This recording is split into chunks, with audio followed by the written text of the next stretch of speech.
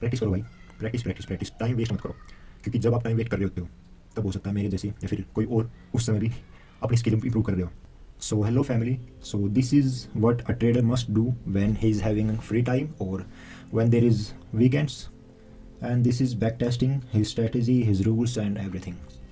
So basically है क्या, अभी जस्ट वीकेंड चल रहा था तो रेगुलर की तरह मैं अपना बैक टेस्टिंग कर रहा था. तो after completing this I thought let's show it to you.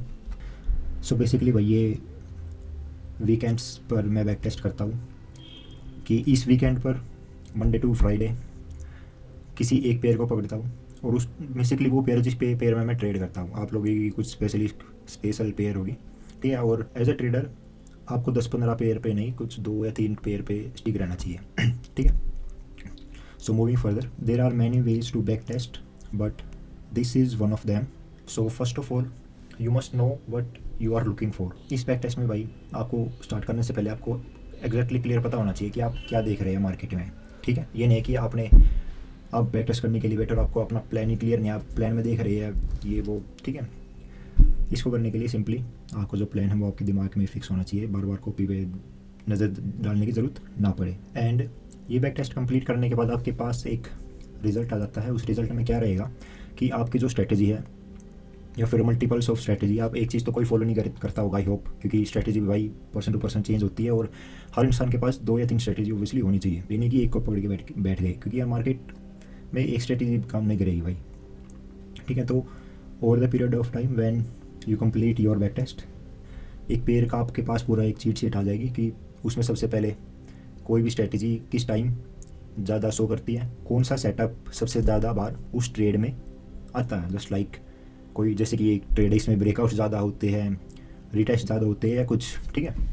तो उसको हम फाइंड आउट करेंगे. और एक चीज़ और, ये जो है भाई, ये जितना भी इस पर कचरा वगैरह है इसके साथ डील करके चलेंगे. I am not gonna remove this hole, क्योंकि इस पेयर का बैक टेस्ट करने के बाद बना रहा हूँ, क्योंकि बैक टेस्ट करने के बाद मुझे याद आया कि लेट्स मेक अ वीडियो. सो मैं आपको स्टेप बाय स्टेप बताऊँगा कि पहले मैंने क्या किया, उसके बाद मैंने क्या किया और फिर कैसे उनको लिखा. ठीक है. चलो स्टार्ट करते हैं.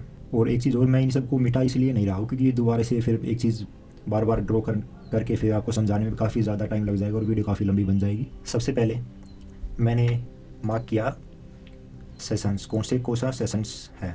ठीक है.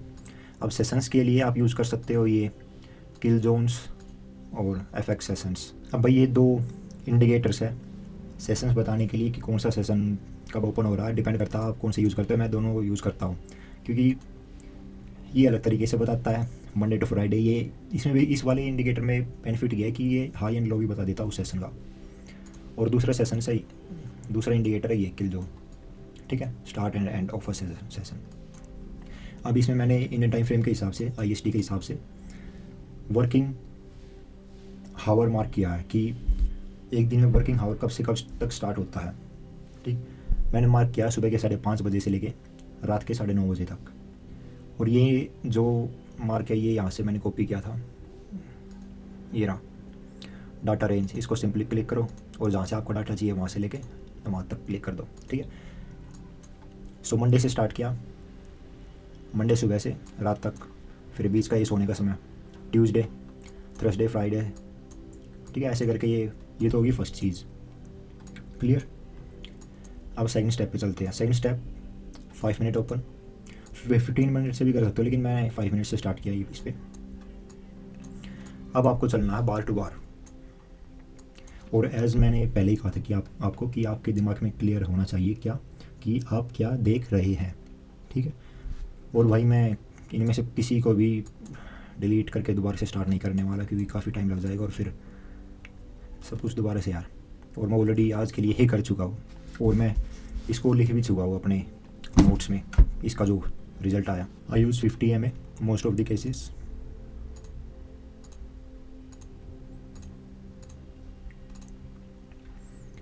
सो नाउ 5 मिनट के हिसाब से एंट्रीज देखते हैं कहाँ पर एंट्रीज कन्फर्मेशन हमें मिल रही है. ठीक है.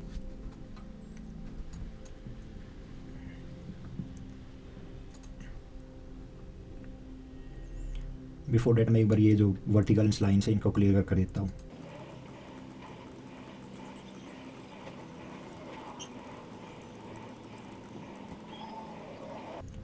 सो मंडे टू फ्राइडे इस पूरे पेयर को लिपटाएंगे अभी। इसमें कितनी एंट्रीज अपने को मिली इस हफ्ते, या फिर जो हमने मिस कर दी, मिल सकती थी किसी भी कारणवश हम चार्ज पे नहीं होंगे, किसी भी रीज़न से मिस कर दी, उन्हें नेक्स्ट वीक हम कैसे सुधारेंगे, वो सारी चीज़ अपन इन द एंड लिखेंगे, क्या क्या हमने मिस्टेक्स की इस हफ्ते। और वीडियो लंबी ना हो इसलिए मैं बस आपको स्टेप्स बता दूंगा, ठीक है। अब जो मेरा प्लान है, जो मैं फॉलो करके ट्रेड्स फाइंड आउट करता हूँ, उसको किसी भी और वीडियो में। सो यहाँ से स्टार्ट करते हैं। अभी एंट्रीज देखेंगे सिर्फ 5 मिनट के टाइम फ्रेम के हिसाब से। पहला स्टेप क्या है, अगर आप 15 मिनट पे या फिर डेली पे हो या किसी वीकली में, ओबियसली डेली का क्या काम, 15 पे 5 में या जहाँ पर भी हो, अगर 5 पे हो तो 5 मिनट के टाइम के हिसाब से जहाँ पर आपकी एंट्री बन रही है वहाँ पर मार्क कर लो, ठीक है। जोन्स बना लो या कुछ बना लो, और फिर उसके बाद में जब 5 मिनट का पूरा प्रोग्राम ख़त्म हो जाए उसके बाद 1 मिनट पे जाओ, और 1 मिनट पे जाके देखो कि जो आपने जोन्स बनाए थे वहाँ पर 1 मिनट पे क्या रिएक्शन है। ओके, तो यहाँ पर अपने को क्या दिख रहा है, अप ट्रेंड नीचे से आ रहा है, यहाँ पर रेस्ट किया, देन कंटिन्यू, यहाँ पर वो कंटिन्यू किस बेसिस पे, ट्रायंगल बनाया, और ट्रायंगल किस पे, एमए पे, दूसरा यहाँ पर सपोर्ट ले गए, फिर इसने किया यहाँ पर ब्रेक, और यहाँ पर एक पोटेंशियल एंट्री बन सकती थी। अब यहाँ पे 1 मिनट पे जाके देखेंगे यहाँ पर क्या है। और इसका टेक प्रॉफिट हमने रखा था लास्ट प्रीवियस, इसका हाइट इसकी आई मैंने ऑलरेडी मार्क कर रखी है। मैंने पहले कहा भाई कि एंट्रीज की डेप्थ में नहीं जाएंगे कैसे लिए, बस ऊपर से देख के चलेंगे, ठीक है। सो ये थी ब्रेकआउट एंट्री, सप्लाई डिमांड। और एक चीज़ और, जहाँ जहाँ अपने को एंट्री मिलती जाएगी हम वहाँ पर ये लगा देंगे वर्टिकल लाइंस। इसका बेनिफिट सबसे पहला हम डेट एंड टाइम देख लेंगे कि किस टाइम हमें मिली। आगे चलते हैं, चेंज ऑफ कैरेक्टर, ये 1 मिनट की एंट्री है। Their supply and demand,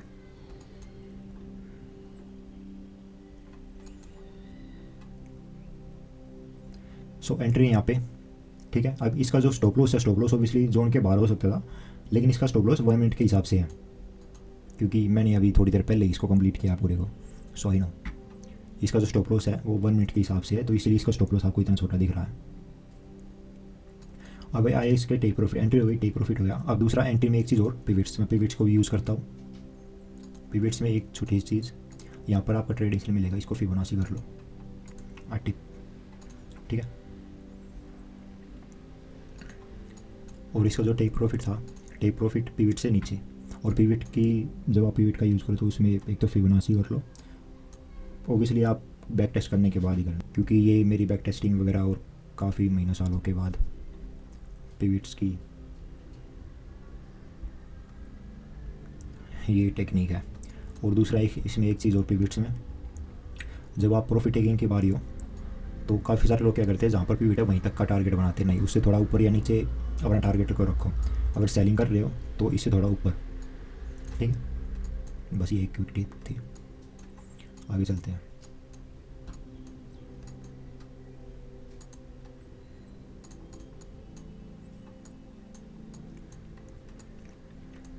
same air, breakout, retest और टेक प्रॉफिट लास्ट इसका। और ज़रूरी नहीं है कि आपको पिविट्स हर जगह मिलेंगे, एमए हर जगह मिलेंगे, जस्ट आपको अपने कॉमन सेंस लॉजिक के हिसाब से चलना पड़ेगा भाई। ये 1 minute entry,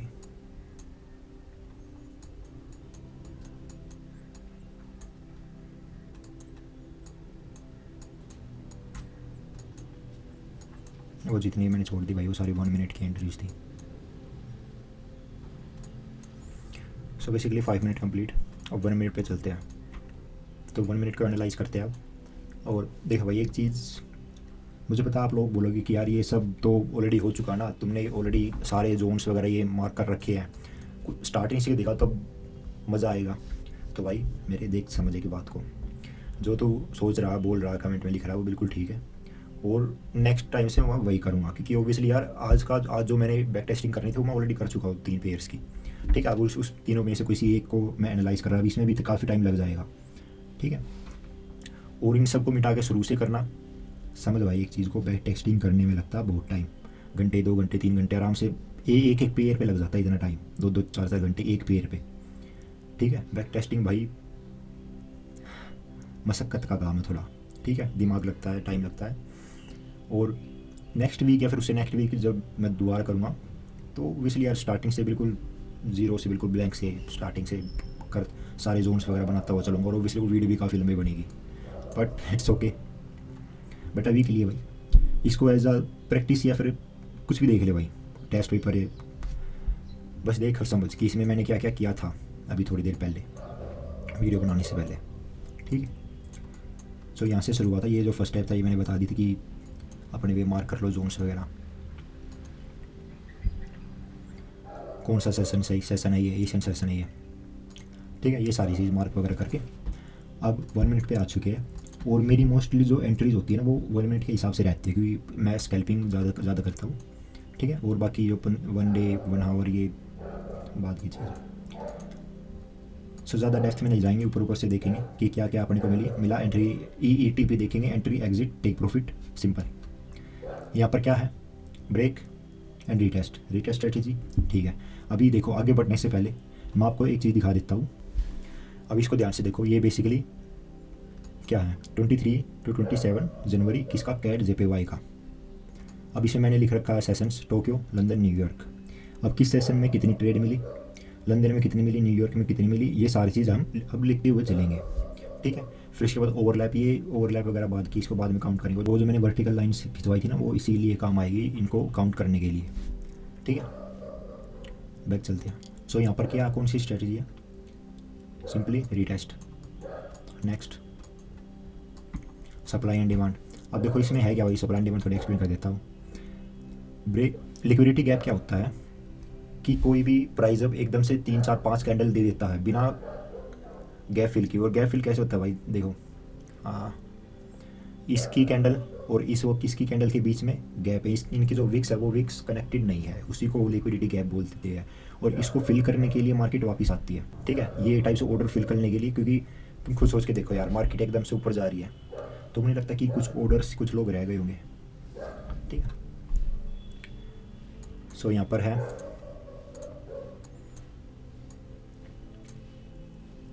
supply and demand, और ये एक एक को ना लिखते जाना है अपने को।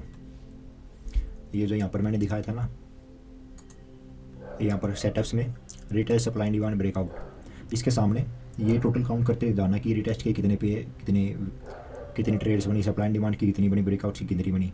ठीक है, और ये मेन है, इनके अंदर वेरिएशंस हो सकते हैं। जैसे कि रिटेस्ट के अंदर क्या हुआ कि अभी जैसे कि ये था सप्लाई एंड डिमांड, इसके अंदर क्या हुआ कि 50 हमें मिल गया, PVC में हमें मिल गए। इंडिकेटर्स जो है वे बस एडिशनल कन्फर्मेशन है कि इनकी प्रोबेबिलिटी ज़्यादा हो जाएगी। ठीक है, इंडिकेटर्स के भरोसे मत बैठो तुम। यार ये मेरा डॉग भी ना, sorry for my dog, I hope you will manage. आगे चलते हैं। अब भाई ये देखो यहाँ पर 5 मिनट में मैंने क्या कहा था कि इसकी जो एंट्री है वो 1 मिनट के हिसाब से। अब 1 मिनट पे क्या हुआ भाई, प्रीवियस सपोर्ट, यहाँ पर प्राइस आया, होल्ड किया, ब्रेक नहीं कर पाया, ब्रेक, रीटेस्ट। और यहाँ पर इस कैंडल के लिए क्लोजिंग पे अपन ने ली थी एंट्री, वो स्टॉप लॉस रखा था MA के और इस वीक के नीचे। ठीक है, अब ये भाई ये 3 कैंडल्स की फॉर्मेशन देख लेना क्या कहते हैं इसे, मॉर्निंग स्टार जो भी है। ठीक है, नाम मैटर नहीं करता, कैंडल्स की साइकोलॉजी मैटर करती है, वो क्यों फॉर्म हो रही है। और सबसे इंपॉर्टेंट एक चीज़ देखो भाई, कैंडलिस्टिक में है क्या, आप कैंडलिस्टिक रट्टा मार लो, उनकी साइकोलॉजी समझ लो, वे तब तक बेनिफिट नहीं देगी जब तक आपको ये नहीं पता होगा कि वो फॉर्म कहाँ पे हो रही है। कंटेक्स्ट इंपॉर्टेंट होता है। अब जैसे कि ये है, ये फॉर्म कहाँ पे हुई है, 50 MA पे और दूसरा प्रीवियस सपोर्ट पे। ठीक है, तो इसकी वैलिडिटी काफ़ी ज़्यादा रहेगी बजाय इसके। ठीक है, या फिर किसी भी चीज़ के जो रैंडमली कहीं पे भी फॉर्म हो रही है। और अब इसका टेक प्रॉफिट कैसे रखा था, इसका टेक प्रॉफिट रखा था भाई इस पैटर्न की हाइट। अब ये पैटर्न कौन सा है, ट्रायंगल। आगे ये क्या था, ब्रेकआउट, सप्लाई एंड डिमांड, ठीक है, ये सप्लाई एंड डिमांड का भाई लिक्विडिटी फिल करने के लिए। सेम एयर ये वाली एंट्री जो है ये 5 मिनट के हिसाब से है।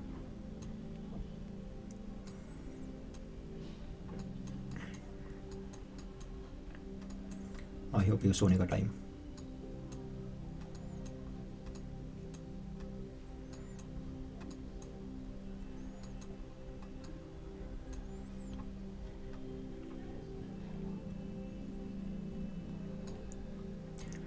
ये वाली जो एंट्री है ये भी 5 मिनट के हिसाब से।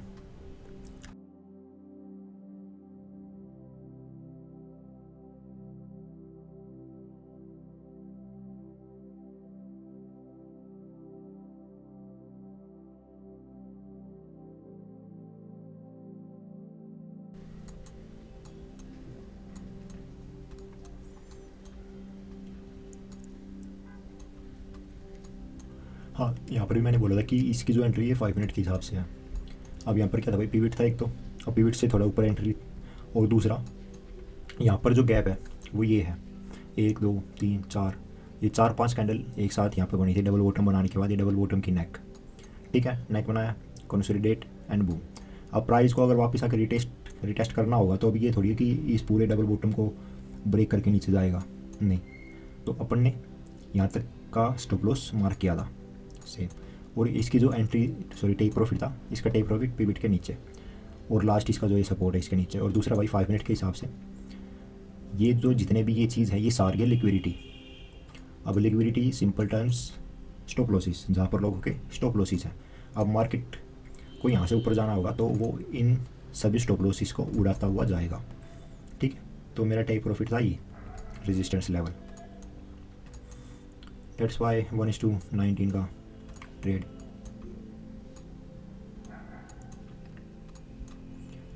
रीटेस्ट एंड इसका टेक प्रॉफिट ये वाली लेंथ, ठीक है, ब्रेकआउट। भाई ये कैंडल वगैरह देखते चलो तुम, मैं ज़्यादा डेप्थ में नहीं जा रहा हूँ। रिजेक्शन कैंडल, ठीक है,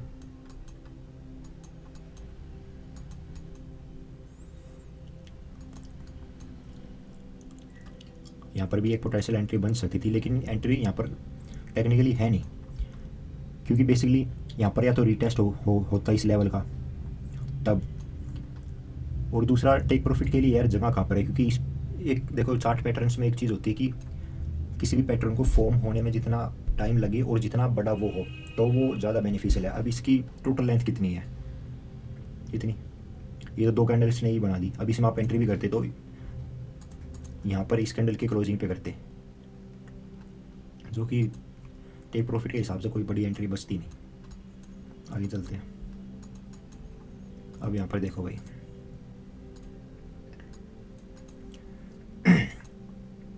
ब्रेकआउट, रीटेस्ट और retest of support, resistance become support. अब भाई यहाँ पर है क्या, देखो ये परफेक्ट एंट्री है, लेकिन फिर भी मार्केट है। 31 रिट्रेसमेंट भी है भाई यहाँ पे, मूविंग एवरेज भी है, सपोर्ट भी है प्रीवियस, और आपका ये पिविट भी है, लेकिन still stop loss hit. Perfect trade, moving for confirmation, but still, well, this is trading for you. Anything happens, keep that in mind.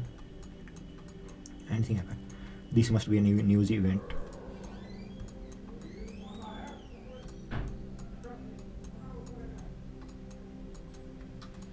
Flag pattern, भाई फ्लैग पैटर्न्स और जितने भी कंटिन्यूएशन पैटर्न्स होते हैं ना, जैसे पीनट्स, कंसोलिडेशन, छोटी, या फिर ये फ्लैग ले लो, इन पे ज़्यादातर टेक प्रॉफिट का जो टारगेट होता है वो प्रीवियस रैली को मिलाकर होता है, ठीक है। अब इसमें अपन ने एंट्री ली थी, सपोर्ट,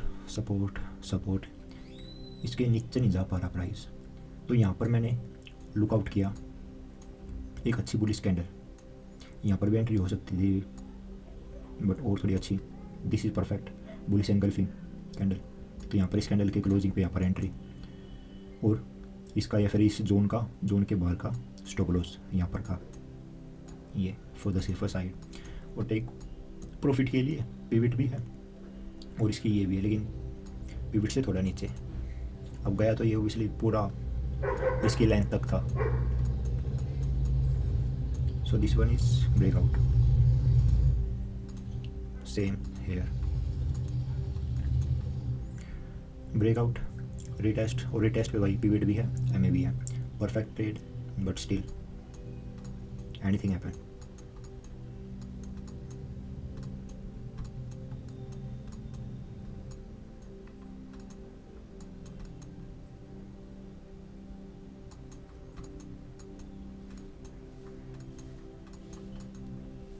रिटेस्ट, ये लिखते जाना भाई उसमें, ठीक है। रिटेस्ट की कितनी ट्रेड बनी है, उसकी कितनी है, okay. Previous resistance become support, और सपोर्ट पे अपने को क्या मिली, एम में मिला, बुलिश एंगल्फिंग, बुलिश एंगल्फिंग, दो बार एंट्री, ठीक है। तो बस अब देखो यहाँ तक अपने क्या है एनालाइज कर लिया कि जितनी भी ट्रेड्स अपने को पोटेंशियल मिल सकती थी, जो कि इस वीक हमने मिस कर दी, या फिर इनमें से कुछ ली भी हो, ठीक है, डिपेंड करता है आपके ऊपर। अब वापस से थोड़े बड़े टाइम फ्रेम पे आ जाओ ताकि देखने में आसानी हो। इंडिकेटर्स सारे हटा दो जो भी अगर आपने यूज़ करते हो, आपकी स्ट्रेटजी में कोई यूज़ है तो। अभी देखो बैक टेस्टिंग का सारा काम हो चुका है, अभी अपने को उस सारी चीज़ को लिखना है, ठीक है। अभी ये आप कॉपी में लिख सकते हो या फिर आईपैड वगैरह किसी भी चीज़ में। सबसे पहली थी हमारे सेशन कि कौन से सेशन में ट्रेड आ रही है।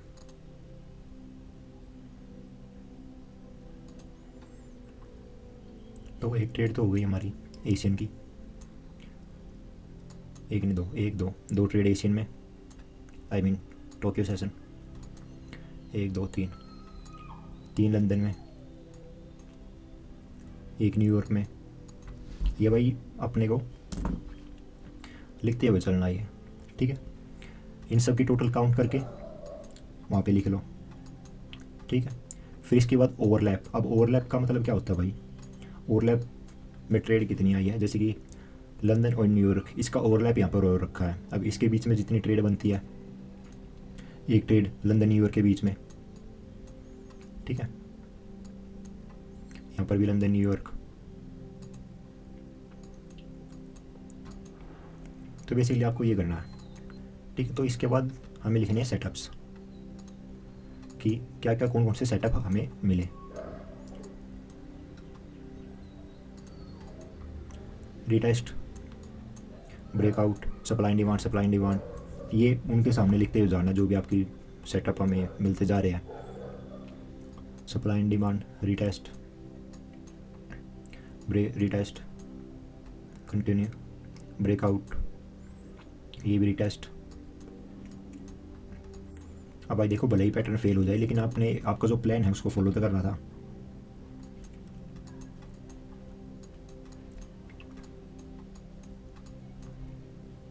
ब्रेकआउट, ब्रेकआउट,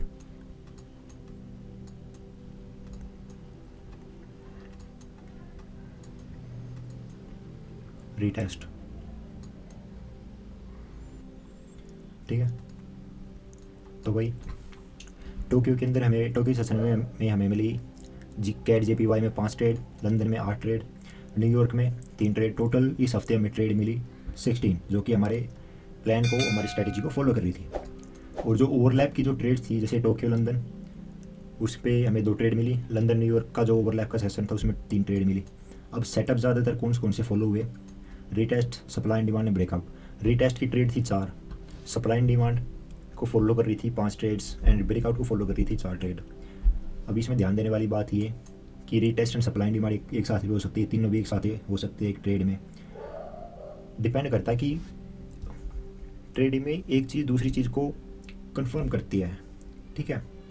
हर चीज़ बताती है, एक दूसरे को कंफर्म करते हुए बताती है कि अब मैं यहाँ जाऊँगी, अब मैं यहाँ जाऊँगी। मार्केट टेल इट सेल्फ, वो अपने बारे में खुद बताती है, ठीक है। फिर इसके बाद ये सारी चीज़ करने के बाद आप इसमें कुछ और ऐड करना चाहो तो ऐड भी कर सकते हो। बेसिकली मैं क्या करता हूँ, ये वीकली, हफ्ते में, महीने में 4 वीक होते हैं, तो ऐसे 4 बार करता हूँ। और उसके बाद एक मंथली रिव्यू निकालता हूँ इस पूरे पेज के बिहाफ पे कि मंथली उस पेयर में क्या चेंजमेंट हुई, उस पेयर में क्या ज़्यादातर यूज़ हुआ, उस पेयर ने कौन कौन से सेटअप्स ज़्यादातर दिए उस मंथ में, ठीक है, जनवरी का फरवरी का ऐसे, ठीक है। अब रिव्यू, अब इस पूरे को आपने एनालाइज़ किया, 2 घंटे 3 घंटे आपने लगाए एक पेयर पे, 2 पेयर पे, 3 पेयर पे। इसके बाद ऑब्वियसली आपका दिमाग भर जाएगा, लेकिन थोड़ा रेस्ट वगैरह लेने के बाद दोबारा से इसे देखना है आपको और फिर रिव्यू निकालना। अब इसको देखने के बाद मेरा जो रिव्यू था वो ये था भाई कि जो सेटअप्स होते हैं, जितने भी सेटअप्स हैं और ए ओ वी है, ए ओ वी मतलब area of value. Area of value basically वो चीज़ होती है कि जैसे कि ये है, मान के चलो, जैसे एक दूसरे दिखाता हूँ। अब देखो एरिया ऑफ वैल्यू का मतलब होता है ये, जहाँ पर मेरी एंट्रीज पॉसिबिलिटी है, ठीक है। इस टाइप का कोई या कोई सपोर्ट रेजिस्टेंस भी हो सकता है, सप्लाई एंड डिमांड में कुछ भी, उसको एरिया ऑफ वैल्यू बोलते हैं, ठीक है। तो कोई सेटअप या एरिया ऑफ वैल्यू जिस टाइम फ्रेम पे है, जैसे कि ये है, यहाँ पर आया फिर ऊपर आया फिर ऊपर, टेस्ट किया। अब इसी को मैं 5 मिनट पे जाके देखूंगा तो इतना क्लियर नहीं लगेगा। तो इसमें कहने का मतलब ये है कि जो सेटअप जिस टाइम फ्रेम पे बन रहा है वो ज़्यादा इंपॉर्टेंट है बजाय उसके किसी और टाइम फ्रेम के। अब इस पे जो कैंडल्स बन रही है, जैसे कि ये जो कैंडल्स है जिसके बिहाफ पे यहाँ पर एंट्री ली थी मैंने 1 मिनट के बिहाफ पे बुलिश एंगल पे, अब इसी को मैं 5 मिनट के हिसाब से या फिर 3 मिनट के हिसाब से देखूँगा तो वो नहीं मिलेगा। तो ये इसका रिव्यू करने के बाद मुझे क्या पता चला, मैंने क्या फाइंड आउट किया कि सेटअप्स या एरिया ऑफ वैल्यू जिस टाइम फ्रेम पर एक्यूरेट फॉर्म हो रहे हैं वो इम्पोर्टेंट है एंड उसकी कैंडल्स भी उसी टाइम फ्रेम पे इम्पोर्टेंट है। सो टेक एडवांटेज और so take advance EETP orders and don't wait for good candles. ज़्यादातर टाइम पे क्या होता है भाई, मैं बेसिकली स्टार्टिंग में क्या करता था, मैं वेट करता था, और बुक्स भी हमें क्या मैक्सिमम टाइम बताती है कि वेट करो अच्छी कैंडल्स फॉर्म होने का। लेकिन जब आप रियल मार्केट में बैठते हो तब मार्केट आपको उतनी अच्छी कैंडल्स ज़्यादातर नहीं देती है, वो बस आपके जोन को हिट करके चली जाती है, और हिट करने के बाद आप कैंडल्स का वेट करोगे तो वेट ही करते रह जाओगे। तो मोस्ट ऑफ द केसेस में हमें एडवांस एंट्री लेनी पड़ती है, ठीक है। तो इसमें बस यही था, रिव्यू में मैंने यही लिखा था। अब भाई देखो, बैक टेस्ट करने के काफ़ी सारे तरीके हैं, काफ़ी सारे। हर चीज़ ट्राई करो, टेस्ट करो, try and error, her cheese use करके देखो, और इन दी एंड जब जो आपको सूटेबल लगे उसको फॉलो करने लग जाओ। चलो ठीक है यार, जो भी बस ये एक प्रैक्टिस था, और नेक्स्ट वीडियो जो मैं बनाऊंगा वो बिल्कुल रो रहेगी, बिल्कुल ब्लैंक स्टार्टिंग से। और प्रैक्टिस करो भाई, प्रैक्टिस, टाइम वेस्ट मत करो, क्योंकि जब आप टाइम वेस्ट कर रहे होते हो तब हो सकता है मेरे जैसे या फिर कोई और उस समय भी अपनी स्किल इंप्रूव कर रहे हो, ठीक है। तो समय बर्बाद मत करो, जब भी आपके पास समय हो बैक टेस्ट करो, ठीक है। तो बेसिकली टाइम वेस्ट मत करो, क्योंकि टाइम नहीं है भाई, अपनी स्किल्स को इम्प्रूव करना जितना हो सके, और फिर ये स्किल्स हमारे फ्यूचर को इम्प्रूव कर देगी, ठीक है। So with this, good luck.